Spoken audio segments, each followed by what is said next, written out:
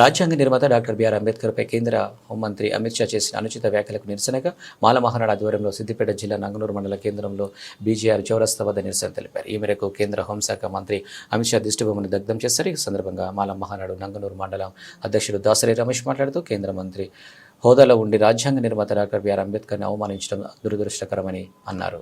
ఈరోజు నంగనూరు మండల కేంద్రంలో మొన్న జరిగినటువంటి శీతాకాల పార్లమెంట్ సమావేశాల్లో అంబేద్కర్ అని అవమానించిన అమిత్ మిశ్రా గారు దిష్టిబొమ్మ దహనం చేయడం జరిగింది. అలాగే ఒక కేంద్ర శాఖ మంత్రి అయి ఉండి ఒక రాజ్యాంగ నిర్మాతను అవమానించడం ఇది చాలా దురదృష్టకరంగా భావిస్తున్నాము. దీనికి నిరసనగా నంగనూరు మండల కేంద్రంలో దిష్టిబొమ్మ దహనం చేయడం జరిగింది. అలాగే ఇటువంటి చర్యలకు పాల్పడితే ఖబర్దార్ బీజేపీ మనవాదులారా తగిన చర్యలు గుణపాఠం చెప్తామని. అందరికీ జై భీమ్.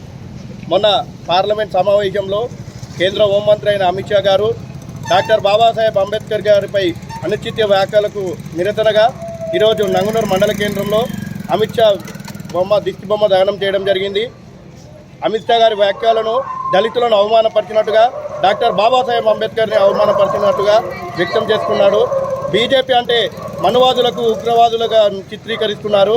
బీజేపీ అంటే ఆర్ఎస్ఎస్ అంటే బీజేపీ అన్న విధంగా అమిత్ షా గారు కూడా అంబేద్కర్పై వ్యాఖ్యలను మేము తీవ్రంగా ఖండిస్తున్నాము.